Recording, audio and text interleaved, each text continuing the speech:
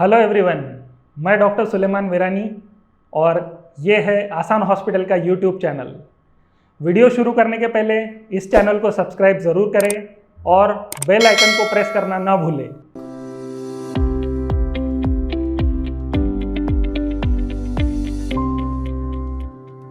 हम आज बात करने वाले हैं डिप्रेशन के ऊपर, यानी उदासीनता, जिसको हम अवसाद भी बोलते हैं। दोस्तों, इंसान एक सामाजिक प्राणी है और उसको इमोशन भी है, उसको दिमाग भी है, उसको अपनी जिम्मेदारियों का एहसास भी है और उसको जीवन में काम भी बहुत सारे हैं। इसी उधेड़-बुन में न जाने कब कोई डिप्रेशन का शिकार हो जाता है, हमको पता ही नहीं चलता। इसलिए ये अवेयरनेस वीडियो बहुत ज़रूरी है कि हम समझें कि डिप्रेशन क्या होता है। सबसे पहले तो डिप्रेशन हर 10 में से एक व्यक्ति को होता है, यानी नंबर तेजी से बढ़ते जा रहा है।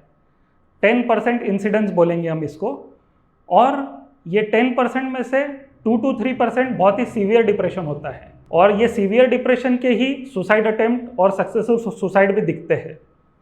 इसलिए हमको डिप्रेशन के बारे में समझना और उसको पहचानना बहुत ज़रूरी है। सबसे इम्पॉर्टेंट बात, डिप्रेशन किसी को भी कभी भी आ सकता है।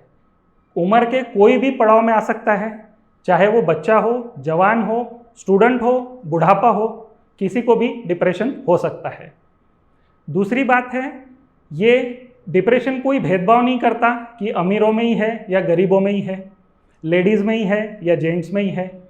ये सभी लोगों में पाया जाता है और कभी भी हो सकता है। कई लोगों को मन में सवाल होता है कि डिप्रेशन आखिर क्या होता है, क्योंकि वो कभी डिप्रेशन से गुजरे नहीं है, इसलिए वो शायद समझ नहीं पाते। लेकिन सरल शब्दों में अगर बताना चाहे तो डिप्रेशन यानी मन का फ्रैक्चर। अगर पैर के हड्डी का फ्रैक्चर होता है तो डॉक्टर प्लास्टर लगाते हैं, ऑपरेशन करते हैं और घर में रेस्ट करने की सलाह देते हैं। उसी तरह आप सोचो कि मन का फ्रैक्चर है डिप्रेशन। तो मन का अगर फ्रैक्चर है तो वो क्लाइंट कितना बात कर पाएगा, कितना काम कर पाएगा? वो नहीं कर पाएगा, क्योंकि उसके मन में वो पॉजिटिविटी ही नहीं रहती है। उसको काम करने की इच्छा नहीं होती, उसको बात करने की इच्छा नहीं होती, उसका कॉन्फिडेंस डगमगा जाता है और उसको पूरे निगेटिव ख्याल आते हैं। और जिसको हम ये भी बोलते हैं कि डिप्रेशन का व्यक्ति काला चश्मा पहना हुआ है, काला चश्मे में पूरी दुनिया काली दिखती है, तो उसको कुछ भी सफ़ेद या रंग बिरंगी नहीं दिखता है। तो आई थिंक ये एक्सप्लेनेशन से हम डिप्रेशन को और अच्छे से समझ पाएंगे। इसमें और एक पॉइंट है, मन का मोच। मन का फ्रैक्चर तो हम समझ गए, लेकिन मन का मोच क्या है? आप बोलोगे कि मुझे आज सिर्फ उदासी लगी एक दिन के लिए, फिर मैं नेक्स्ट डे अच्छा हो गया। इसका मतलब अपना मूड बदलते जाता है। कोई चीज़ अपने प्रकार से नहीं हुई मन के मुताबिक तो हमारा मूड खराब हो जाएगा, तो इसको हम मन का मोच बोलेंगे। लेकिन मन का मोच और मन का फ्रैक्चर, इसको डिफरेंशिएट करने आना चाहिए और अकॉर्डिंगली ट्रीटमेंट लेना चाहिए। डिप्रेशन के कोर सिम्टम्स के बारे में हम बताना चाहेंगे। डिप्रेशन में सबसे इम्पॉर्टेंट सिम्टम है निराशा, परसिस्टेंट सैडनेस ऑफ मूड, और दूसरा है loss of interest in routine activities. ये दो सिम्टम्स बहुत ही अहम हैं और अक्सर जो क्लाइंट हमारे पास आते हैं वो बताते हैं कि डॉक्टर साहब काम में मन ही नहीं लगता, मैं मेरे धंधे पर भी नहीं जा पा रहा हूँ। अगर कोई स्टूडेंट है तो वो बोलता है कि डॉक्टर साहब मुझे पढ़ाई में मन ही नहीं लग रहा है, और इतनी मन में निराशा है कि किसी से बात करने की इच्छा नहीं होती है, कहीं दोस्तों के साथ घूमने की इच्छा नहीं होती है, फैमिली मेम्बर से तक की बात करने की इच्छा नहीं होती है। तो ये कोर सिम्टम्स डिप्रेशन में बहुत 90% ऑफ द केसेस में पाए जाते हैं। फिर इनके बाद कुछ सिम्टम्स ऐसे हैं कि किसी को नींद ज़्यादा आना या कम आना, किसी को भूख ज़्यादा लगना या कम लगना, उसी प्रकार किसी का मोटापा बढ़ना या किसी का वज़न कम हो जाना। फिर और एक सिम्टम्स है कि साइकोमोटर रिटार्डेशन, जिसको हम बोलते हैं कि एक जगह ही बैठे रहना, बॉडी में हल्कापना बिल्कुल नहीं रहता और वो बस बैठे ही रहते, यानी उठना भी उनको ऐसा लगता है कि पहाड़ उठाए जैसा कसरत करनी पड़ेगी, तो वो बैठे ही रहते हैं। इसको हम साइकोमोटर रिटार्डेशन बोलते हैं। नेक्स्ट पॉइंट है डेथ विशेस, सुसाइडल थॉट्स आते हैं। वही उधेड़-बुन में क्लाइंट रहता है और कभी कभी वो सुसाइड अटेम्प्ट भी कर लेता है, और कभी कभी वो अटेम्प्ट करने के पहले ही डॉक्टर के पास आ जाता है और बताता है कि ये विचार भी आते हैं। तो ये सब डिप्रेशन के सिम्टम्स रहते हैं। कुछ डिप्रेशन के सिम्टम्स में हमने देखा है कि अनएक्सप्लेन्ड पेन सिम्टम्स, कि क्रोनिक सर दर्द हो रहा है, बॉडी में कहीं तो भी पेन है, जनरल फिजिशियन के पास जाके आए, सब टेस्ट हो गए हैं, लेकिन कोई भी दवाई से कुछ भी आराम नहीं हो रहा है। और जब ऐसे क्लाइंट साइकेट्रिस्ट के पास आते हैं और डिटेल हिस्ट्री में और एग्जामिनेशन में पता चलता है कि ये तो डिप्रेशन के सिम्टम्स है, और जब डिप्रेशन का ट्रीटमेंट दिया जाता है तो ऐसे पेन कंप्लेंट्स भी कम हो जाते हैं। तो आप देखोगे कि डिप्रेशन तरह तरह रूप में प्रकट होता है और उसको पहचानना बहुत ही ज़रूरी है। डिप्रेशन क्यों होता है? इसके कई रीज़न हो सकते हैं। सबसे पहला रीज़न जो अक्सर दिखता है वो है बायोलॉजिकल रीज़न। बायोलॉजिकल मीन्स हमारे ब्रेन में कई तरह के केमिकल घूमते रहते हैं जिसको हम न्यूरोट्रांसमीटर्स बोलते हैं। तो ऐसे न्यूरोट्रांसमीटर्स की कमी या ज़्यादा के कारण भी डिप्रेशन हो सकता है, जिसमें कुछ नाम लेना चाहे तो हम बोल सकते हैं कि serotonin, norepinephrine and dopamine neurotransmitters. फिर आप देखोगे कि डिप्रेशन का ट्रीटमेंट भी इन्हीं न्यूरोकेमिकल के लेवल के हिसाब से डॉक्टर सिलेक्ट करते हैं। दूसरा रीज़न है साइकोसोशल फैक्टर्स। साइकोसोशल में हम जो आमतौर पर देखते हैं कि किसी का बिजनेस में लॉस हो गया, किसी के घर कोई गुजर गया, तो वो अचानक डिप्रेशन में आ जाते हैं। उसी तरह जो लोग लंबी बीमारियों से ग्रसित है, blood pressure, diabetes, cancer, paralysis, ये सब तकलीफ़ों में भी एक क्रोनिक मूड हो जाता है और एक डिप्रेस मूड हो जाता है। तीसरा रीज़न है हेरिडिटरी यानी जेनेटिक फैक्टर्स। हमने कई क्लाइंट ऐसे देखे जिनकी फैमिली हिस्ट्री में पता चलता है कि उनके मम्मी पापा या भाई बहन भी डिप्रेशन का इलाज ले रहे हैं। तो डेफिनेटली एक जेनेटिक लिंकेज इस बारे में है। और कुछ केसेस में फीमेल्स में हार्मोनल इम्बैलेंस जैसे थायराइड और एस्ट्रोजन, ये सब इम्बैलेंस के कारण भी हम डिप्रेशन के कारण बोल सकते हैं। अब हम आते हैं डिप्रेशन की ट्रीटमेंट पर। डिप्रेशन का ट्रीटमेंट बहुत ही कारगर है और बहुत अच्छे से डिप्रेशन को ठीक किया जा सकता है। इसमें हम डिप्रेशन के ट्रीटमेंट को दो भाग में डिवाइड कर देंगे। पहला है मेडिसिन वाला उपचार और दूसरा है काउंसलिंग वाला उपचार।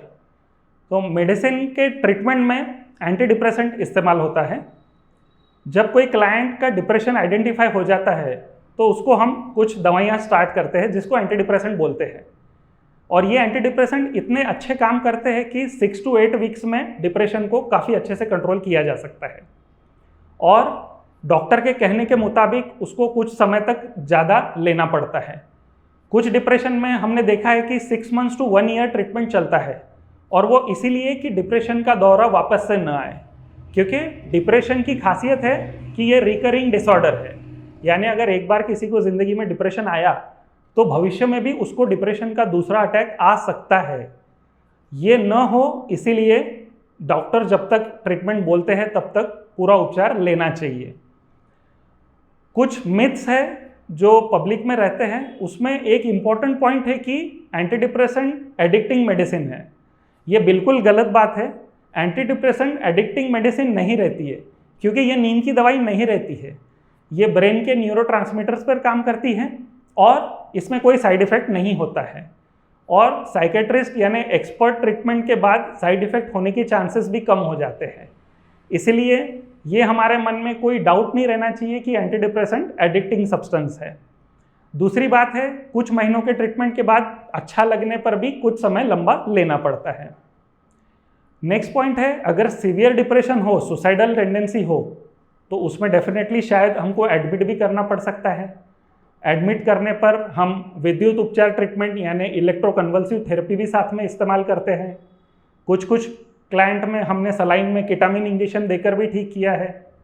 तो कहने का मकसद ये है कि जैसा severity of the treatment depression रहेगा, उस सिवियरिटी के हिसाब से ट्रीटमेंट उसको मिलेगा और उसकी जान बच सकती है। सबसे इम्पॉर्टेंट ये है कि डिप्रेशन में हमको मरीज़ को बचाना है, उसका डिप्रेशन इतना ना बढ़ जाए कि वो सुसाइडल हो जाए और अपनी जान ले ले। तो ये प्रायोरिटी वाइज ट्रीटमेंट देना बहुत ज़रूरी है। सेकेंड टाइप ऑफ ट्रीटमेंट है थेरेपी, जो हम काउंसलिंग बोलते हैं। काउंसलिंग बहुत ही सुपरफिशियल वर्ड है कि जिसमें डॉक्टर ने बता दिया कि ऐसा ऐसा करना है, जिसको काउंसलिंग बोल सकते हैं। लेकिन थेरेपी यानी सीरीज ऑफ काउंसलिंग सेशंस। अगर डिप्रेशन है तो डिप्रेशन में क्लाइंट की सोचने की प्रकृति भी अलग हो जाती है, जिसको हम कॉग्निटिव डिफ़िकल्टीज बोल सकते हैं। उसमें कुछ ऐसे कॉग्निशन डेवलप हो जाते हैं कि जिनको करेक्ट करना बहुत ही ज़रूरी हो जाता है। तो ये थेरेपी में, रेगुलर इंटेंसिव थेरेपी में इसमें बहुत हेल्प होता है। एक एग्जांपल दूंगा, जैसे डिप्रेशन में एक व्यक्ति को लगता है कि मेरी हाइट कम है और वो वही सोचकर अंदर ही अंदर मन में डिप्रेशन पाल रहा है। तो ऐसे व्यक्ति का डिप्रेशन तो अपन दवाई से ठीक कर देंगे, लेकिन अगर वो विचार दिमाग में रह गए तो उसको वापस से डिप्रेशन आ सकता है।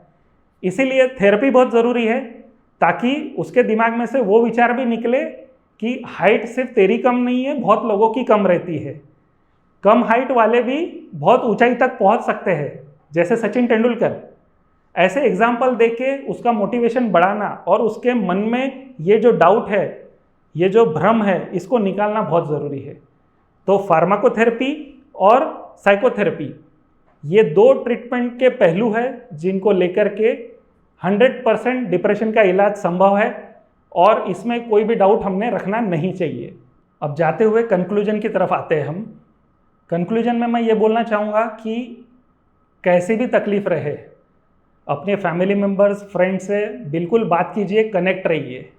इससे क्या होगा, आपके मन में जो भी विचार ख्याल आते हैं उसका वेंटिलेशन होगा। दूसरा, अगर थिंग्स आर गोइंग हेवायर, अगर ऐसा लगता है कि आप कंट्रोल नहीं कर पा रहे तो वो आपको मदद कर सकते हैं। दूसरी बात है, सीक प्रोफेशनल हेल्प।